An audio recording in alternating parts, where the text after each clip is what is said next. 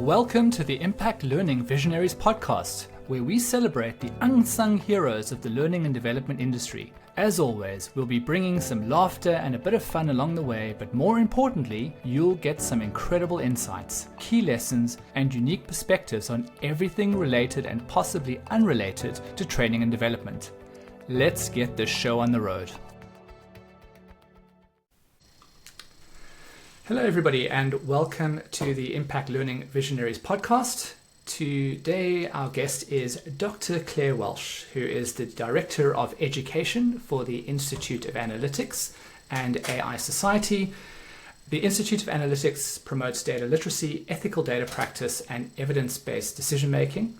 They're the leading global body for analytics and data science professionals, and they help their members to stay ahead of the curve of digital reform and thrive in the data age. Dr. Walsh is the driving force for all educational and training activities for their members and gets involved from the conception through to the development all the way to the implementation of their learning journeys.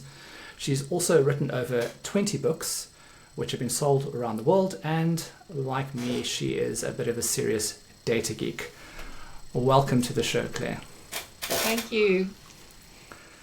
Great. So let's just jump right in, because I think you have a very unique place in the learning and development industry. So for most of us, we are in companies, and there is an element of we're paying you a salary, so you have to do what we say, and this is what you need to learn for your job.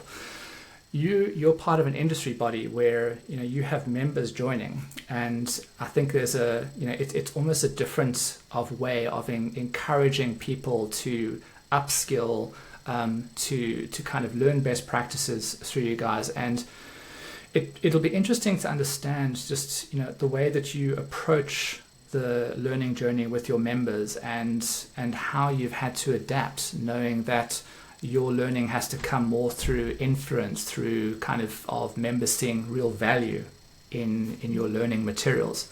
Would love to learn about that process and how you've positioned yourself so that people are keen to learn from you guys. So I think this year has been a landmark year, and will continue to be a landmark year in the field of AI regulation in particular, and data regulations. We've got a lot of new laws coming in. The obvious ones are things like the EU AI Act, but then we've got another huge one coming in the autumn, which is the Digital Markets Act.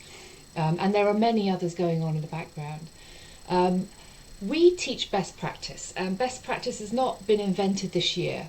There have been a body of people who have been creating an understanding of what's going wrong with AI, where data practices are not working. We have been creating for years now solutions such as better documentation, transparency, training.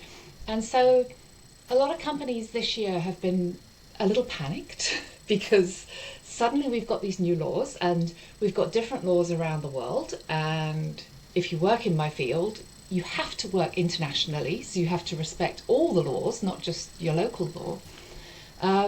But the reality is, if you're trained in best practice, you're safe, because the best practice cuts through most of the legislation. I haven't seen anything yet, aside from some limitations on what governments can do and what police body and those kinds of organisations can do. But everything else, if you're practicing best practice, you're fine with the change in the law. And so I think that's a motivation for people to get on board, if not, because it promotes respect for the company, reputation, trust. Your staff will enjoy working there far more if they know that they're working ethically. There are many, many reasons to be doing it. So it's fascinating that you kind of took the legislative, almost like the governance approach of driving behavior and adoption. I guess the other side of this is there is the shift to understanding how data really actually defines decision making, and how historically many companies are probably at fault for not leveraging the data in their organization sufficiently well. And part of the challenge, I guess, that most of your chief data officers or the people in these organizations face is convincing people to leverage more of the data. I guess one of the biggest challenges of that historically is that, and I know this is changing, but the larger the organization, the slower it takes for data to turn into insights. And just curious as to whether you've kind of observed that, and how you help your members, or how you help educate them to be able to navigate that conversation inside their organizations. I think a lot of the conversation about data is not completely new, and that's part of the challenge.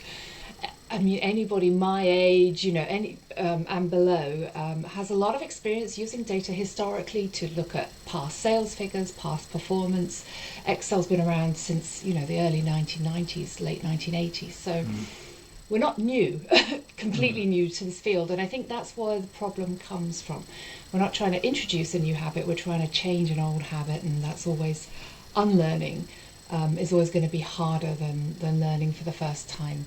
I think that a lot of companies have, and a lot of CEOs in particular, have been extremely successful on the basis of intuition, hunches. Maybe they've got lucky in the past, and there's a lot of data to suggest that we can assume it was a series of sensible decisions that were always leading down this one path. In reality, quite often it's just they got a bit lucky.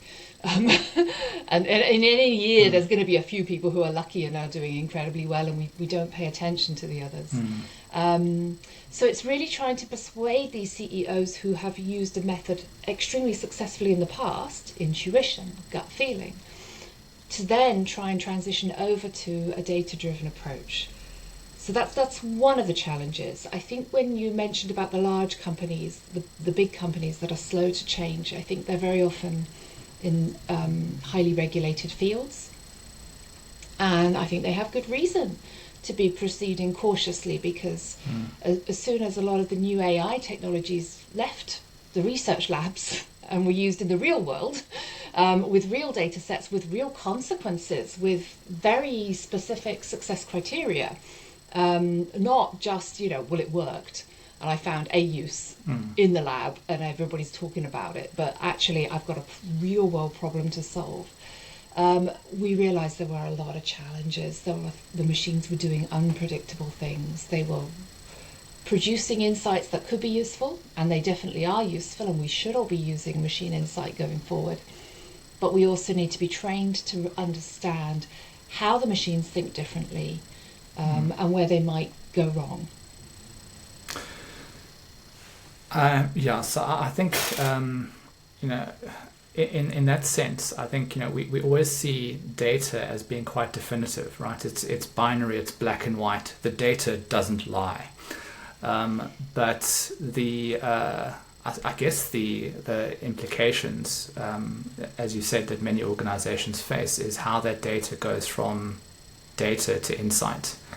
And the interesting thing then, I'm curious to know, how you are helping your members kind of navigate this. Is I think there's been a lot of scenarios where data has or insights that have been produced by organizations are, there's an element of bias that comes in to the data, like how the data is sourced, where it's sourced from, how it's essentially presented.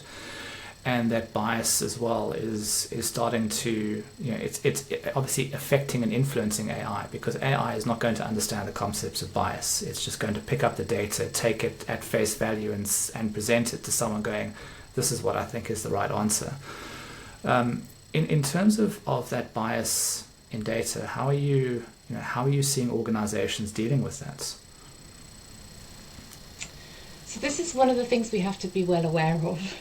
Any of these new machine learning algorithms are working with probability distributions, like probably this is right, probably that is right, and it combines probable insights, and sometimes it can do an amazing job, really amazing job, but it sees no qualitative difference between these different probability distributions, and how that actually ends up being experienced in the real world. It's a very different way of thinking to a human way of thinking.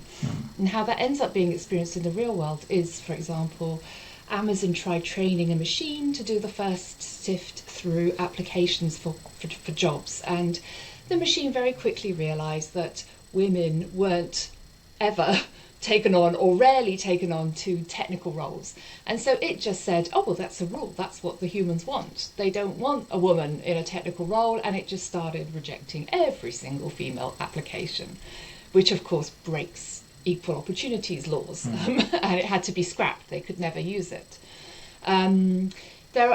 Our field is incredibly complex. There's no point trying to simplify it. We need to understand how these algorithms are working. We need the computational side to understand this business of probability distributions. We need some mathematics to understand, how do we sample? How do we get a representative, fair sample? Lots of face recognition algorithms, for example, in the early days would not work with ethnic minority females, because it had never seen any, because it never occurred to the people training the machine they were part of the population, because when they looked around the lab, all they saw was a bunch of white males.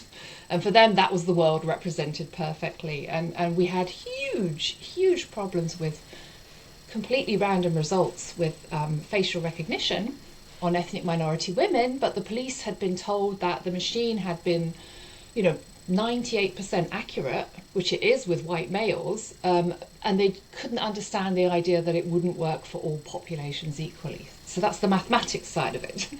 And then you've got this other area, which is, what does success look like in your particular domain? And for many companies, it's something completely different. We had an algorithm that was trained to recognise skin cancers, for example. Using computer vision, it would use an image of a skin cancer, and for the engineers, it was fantastic. It was like 99% correct. Amazing. But when the doctors looked at the sample data sets, they realised that actually, if it was cancerous, then the person taking the photograph of whatever it was, the mark on the skin, would put a ruler in the picture if they thought it was cancerous. So that it could be of use. And so all this machine was doing was picking up the presence and absence of a ruler, not judging whether it was cancerous or not. So there's these three different fields we need to master, and that's not easy these days. But nonetheless, we've got to accept this is the world we're moving into. If we get it right, we can do amazing things. And we just have to be cautious the way we go forwards. So now that we've established that it's a very complex, technical, fast-moving world, basically reminiscent of the Wild Wild West, if we now start looking kind of introspectively at people in similar positions to yourself in organizations who are now starting to have to adapt to this changing world, and we've heard of these concepts of the future of work and how it's kind of elevating these softer skills, like looking for people who are more adaptive and agile and able to, as you mentioned earlier, unlearn as efficiently as they can learn. And within each of these learning and development areas in these organizations, the kind of driving emphasis is becoming more and more data driven. So to kind of imagine the world of old, which is I'm a learning and development manager and my key metric is course completion rates, and how many people of my organization are actually doing a course at any given time, and how I'm essentially kind of working against my, let's be honest, very limited budget, then that's no longer relevant. We're looking at a whole host of different metrics and different data starting to insert themselves into the kind of worlds of these learning and development people who've now got to try and tackle and understand this kind of emerging world of increased complexity. As someone who is in that position in the very organization who's trying to kind of wrap their head around all of these things, how do you deal with the internal data? I mean, how do you present how effective you are within your community to kind of the people that you need to kind of share that information with? So very specifically, advice to you in that learning field. I think that it's all about pathways. When we're thinking about learning and development and careers, it's about finding the right pathway. And so very specifically, I always think graph analytics are an incredibly good way of tracking, well, this person took this course and then they did that and then they did that and they got where we wanted them to get to. So if we can start following those individual pathways, we can start identifying the ones that are more successful. And we can start making recommendations as well. You know, we saw that people doing this path were successful and we think you might like to as well. So I think very specifically, I think that's a technology that's incredibly useful for you. In terms of the bigger challenge, I think we do need to start rethinking what we're doing significantly. One of the tasks I was asked to do was when I was working for the UK government was to have a look at how universities are preparing data analysts. And many people from the field of industry and business were complaining that they weren't prepared. They were graduating from university and they were not ready for the job. And I think that there's a complete misunderstanding about the roles of training and the roles of work. Within a university, they have to give them clean data sets because it would waste everybody's time. They have to give them a well-defined problem that definitely has a solution because they have to assess how those kids are doing. That's a major requirement of university. Now, none of that is reminiscent of the world of work. When they get into work, it's going to be filthy, dirty data sets, very badly defined problems. The problem will be, we would like to harness the power of data. Like, what does that mean? And then there may never be a solution. We may try something in the analytics field and actually it might not work. We don't know until we try it because a lot of this is new.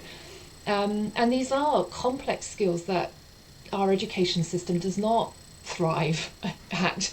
You know, it's very good at single, particularly in the field of assessment, which used to be my field.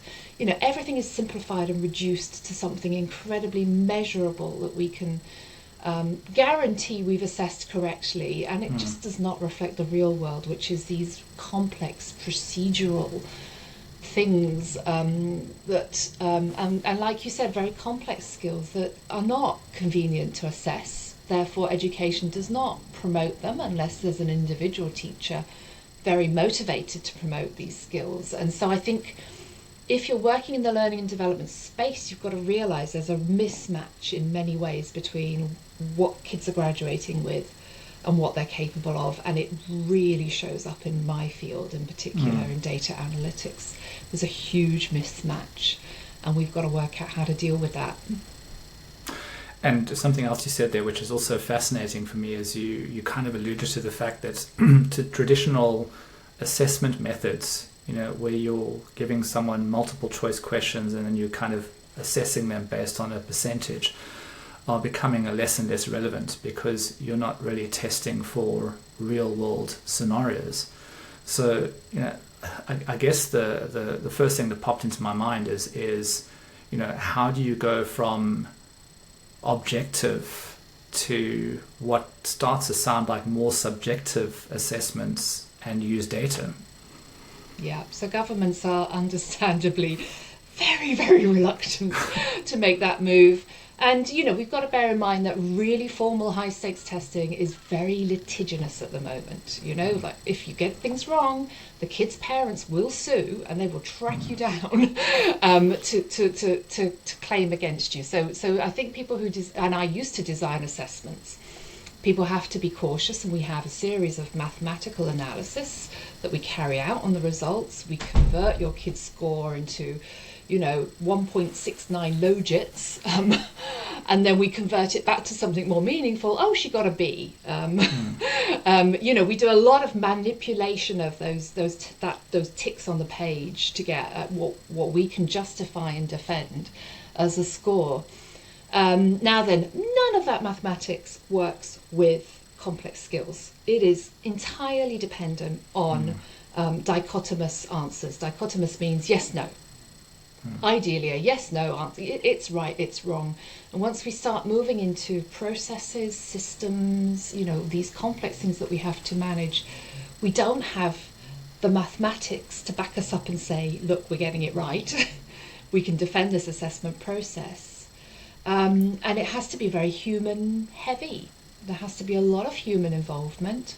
It has to be, as you said, subjective. So then we have to then introduce very complex, long processes to make sure that it's not too subjective, that your grade is dependent on your performance, not the person who is scoring you that day and their mood and whether they're happy and had their breakfast, or, you know, all these other things that come into it. You know, excitingly, we managed it before I moved into the field, or while I was moving into the field of data analytics. We managed it in Wales. So in Wales, kids do have a compulsory assessment of complex skills, planning, complex system management, communications, not GCSE English, communications. And it's compulsory, it's a performance measure, meaning that the teachers have to get their kids' scores up because they get judged on it as well. It's for 14 to 18-year-olds in full-time education. It replaces 2 GCSEs, which is the UK exam, and it replaces 1/3 of the UK state school leaving exam. And it's wonderful, and it's working, and kids are loving it, and they're doing some amazing things. It's very human heavy, meaning it's a lot of work for everyone, and that's the price. Yeah. That is often the challenge with these things, is they don't tend to scale very well. Exactly. It just involves a lot of commitment, a lot of work from everyone. Yeah. So if we take because obviously a big focus of that was on the kind of primary, secondary, and to probably similarly to the tertiary kind of education, but then we get into the adults corporate education, where maybe one would hope that you're not going to get the angry parents coming to sue you if you don't do it the right kind of governed way. You know, you have a little bit more flexibility, a little bit more freedom in terms of the way that you measure success and you measure impact. In those kinds of environments, with this, you know, future of work, with these soft skills, with this kind of new way of assessing, how are you seeing organizations starting to adapt these kind of more, like, I would say, less objective, less traditional school-based assessment types into those kinds of things? Like, how are you seeing, you know, short of the kind of matrix model, the grid model you talked about, which is if they've done course A and then they've done course B and then they've done course H, that generally that means that they're a better data analyst, to kind of saying, well, the hard skills, in other words, are you a good data analyst, is only one part of the process. You know, there's so much more. Like, and let's take data analysis as one example. So a data analyst, or let's say a data scientist, is someone who obviously has to understand how you derive the data and how you essentially source the data, how you stage the data, how you kind of develop the insights. But then the soft skills need to come into place. You know, is how am I making this data interesting and understandable to people? You know, how am I telling a story about that data? How am I essentially eliciting behavior change as a result of an insight that I've discovered around that data? How are you kind of measuring success and impact around those skills? So at the Institute of Analytics, we've had to do this. We've had to lead on this. And this is one of the things we do. We developed an analyst competency framework, which covers all of the things you've just mentioned. Obviously, the vast majority of it is the actual knowledge of how to run the analytics. We want robust processes, and ethical processes technically robust and strong. And that's what sets us apart from everybody else in the company, is that we're able to run the analytics. But then we do also need other fields of competency, governance and professionalism. So how do you actually, you know, communicate? How do you judge the results that are coming out? How do you integrate those with the company's goals? Because it can't exist. Data analytics cannot exist in isolation. And I think early models of how companies were going to use data analytics, they would almost lock the analyst in a cupboard. Not quite, but they would feel that nobody understood what they were saying. Nobody really wanted to talk to them. We'll just ask them to perform their magic. from the cupboard. And we've realised, well, that just does not work. They've got to be integrated. And it can be done. Accountants work with data, and they're amazingly good at understanding how a business works and what the business goals are. We need communication, because not just, how do you communicate, but how do you communicate incredibly complex insights? How do you communicate technical risk to people with no training? Those kinds of things. How do you explain when things have all gone wrong, which they will in our field? And then also, of course, leadership, because people are having to take more responsibility for projects and project planning, and we hope our junior analysts will one day become chief data officers. And so we have a framework, we have descriptors for each level. I think one of the biggest risks in the field of data analytics is that people do a job. They're not data analysts, they do a job. And what we find is that when the training is entirely left in the hands of the company, the learning and development is entirely in the hands of the company, perhaps the human resources department don't have the knowledge to understand what's required, what training they need. They have no idea. And so you end up with an analyst doing a job, and it's very narrow. They go very deep into one tiny field of analytics. And so one of the big things we do is to encourage them to go a little bit broader and look at all the possibilities out there. Because if you've got your analyst just doing a job, you're not going to move forwards. We want them to look at the possibilities and hopefully start recommending things that we could be doing that we're not already doing. And that's, I think, a mark of success. So we have a large framework. It goes all the way from complete beginner to chief, to a very experienced analyst, and we've got descriptors at every stage of every criteria. And it's complex. It's not an easy job, but it's I'm assuming like tracking progress and measuring success and impact along the way is still probably a very difficult thing to do. I mean, short of seeing how the person essentially, how effective they are in their real day-to-day job, it's quite difficult to, before they go and do that job, to say, well, you've done very well at communication, you can now go out there with confidence and actually you've got that nailed. There's still probably a lot of uncertainty and doubt about how they're going to translate the skills that they've learned and apply them in a real world scenario. Or have you kind of sorted that out? I wouldn't say we've sorted it out. We have an approach where, it's about documenting what they have done, getting endorsements from senior managers. We also have an interview process where we will question them and challenge them, so we can see, if they say you've done this, well, if you have done this, you should be able to answer these questions. And so that's how we do it. So again, it doesn't have that comfortable rigor of a multiple choice task, but we need a way of evaluating how people are performing in this field, and we need to be able to feed back to these human resource managers who might not know how to assess their data analysts, whether things are going well or not, how things are progressing. So I also couldn't help but notice that you drew out a certain shape when you were explaining the data. You said that like most of them are like this, but you are training them like this. And that Yes. that shape represents a T. And there's been a lot of work done on the difference between I-shaped individuals and T-shaped individuals, especially as it relates to creativity, innovation, which are obviously both soft skills. But it's interesting, are you specifically kind of seeing that model play out in other areas of soft skills and effectiveness in organizations? Is this kind of depth of skill with breadth of knowledge? We definitely see it in the actual analytics process, that we have to encourage people to try and broaden their scope. I think we see it, I think we do see it as well, particularly in communications, where if you are trained in data analytics, you probably haven't received rigorous or supportive training in how to express your ideas effectively with others. I think other areas, it often depends on the individual. So we do encourage, for example, leadership to follow that shape.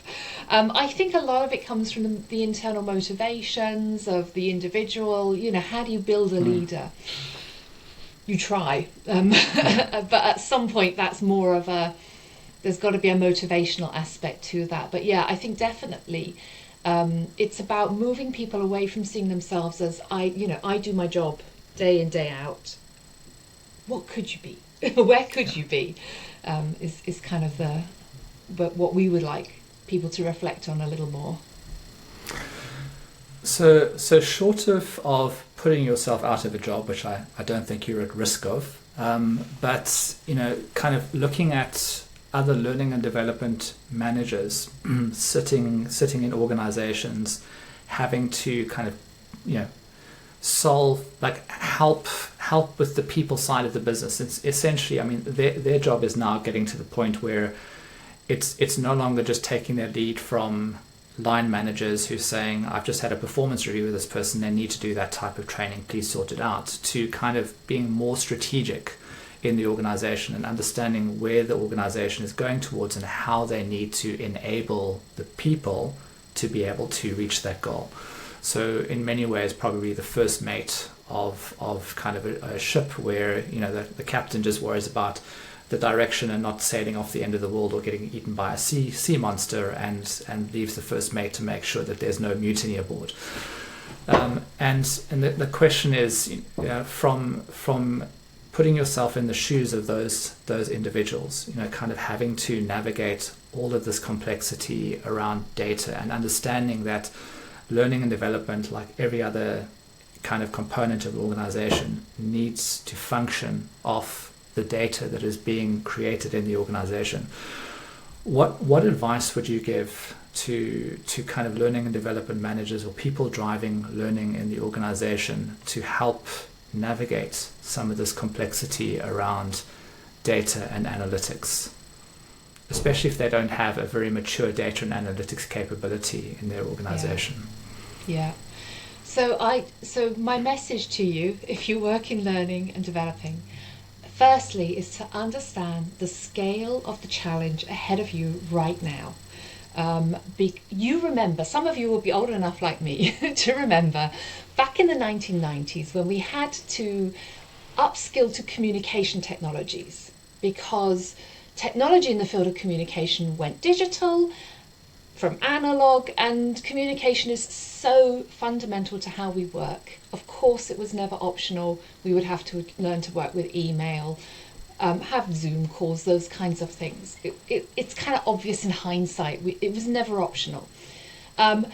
Understand right now, decision making is going digital, and decision making is just as fundamental. So just as we had to train people to be digitally literate, we've got the same challenge ahead of us right now to become data literate, and it's the same scale of challenge. You can't opt out of it. So if you are in learning and development, you should be leading the way. We have training for you. If you hate the thought of doing any analytics, you can still engage in how we make decisions in human machine teamings. We have a lovely course for people who want to go nowhere near a spreadsheet, but nonetheless would love to understand what we're up to, what we are getting up to, and there are things, what questions they should be asking, what challenges they should be making to us, or what they should be asking us to do for them, because there are some amazing things we can do. I think my number one advice is just understand the scale of change that is coming. If you have data, and you are lucky enough to have access to a data analyst, go and speak to them, share your data set, sit down for a cup of coffee, chat with them about what you could be doing with it, what the limitations are, what the affordances are. I don't know what your data set looks like, but if you showed it to me, I'd have a million ideas for things we could do. And hopefully you have a data analyst in your team.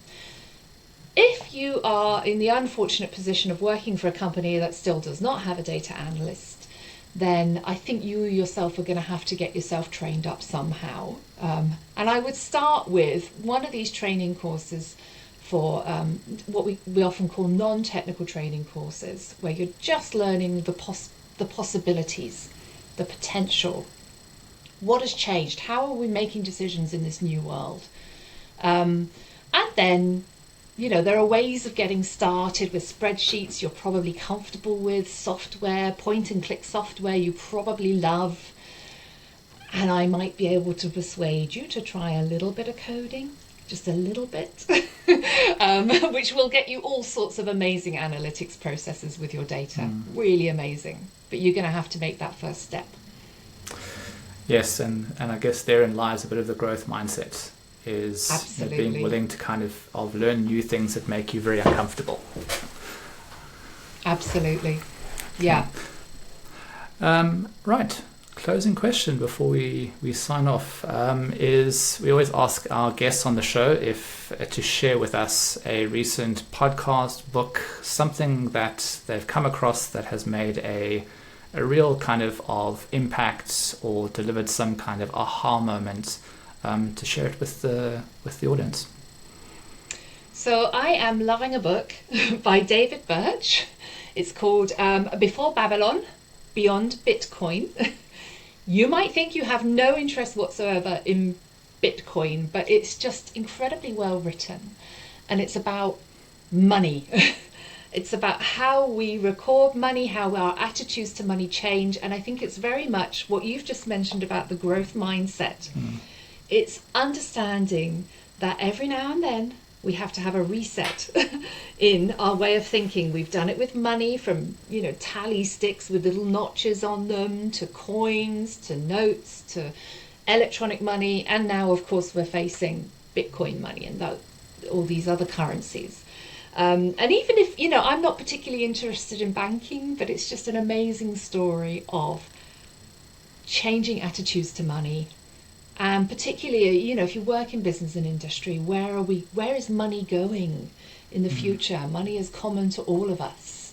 Where's it likely to be heading? And some of the new qualities of the new digital monies, money with history. Imagine if you knew where the coin in your wallet, who had that before you, and what they had spent it on. That's the kind of potential we've got coming. And I just think it's an amazing book, really transformative. I think that's absolutely fascinating. You just reminded me of an old movie, Serendipity, where what's John Cusack and I can't remember who the other actress was, Kate Beckinsale, have this romantic involvement, and she leaves a message on a kind of a banknote or a book or something, and how it just basically inspires this whole thing where he's like wandering around trying to find and like the kind of note. And how you've just said, it's something I never even thought about is if I'm giving someone some currency, understanding that everything has a history, and also the corollary to that is that now that we know what that history is, what do we do with all this information? Because it's quite overwhelming. So very, very, it's absolutely fascinating. Love that. Thank you for sharing that. And more importantly, thank you so much for being on the show, Claire. It's been absolutely wonderful and insightful chatting to you, not only because I spent many years in data and absolutely love data, everything about data, but also because of your very unique insights, being part of an industry body and looking at learning and development from that space. Thank you very much for having me on. It's been a pleasure. Hey, thanks so much for joining us for this episode of Impact Learning Visionaries. If you found it interesting or helpful, please subscribe by clicking on the button down below so you don't miss our next one. Also, be sure to check out our Reality Bites blog for more information on how technology is aiding in learning development. Links are all in the description below. Go check it out. Thanks a lot. Bye.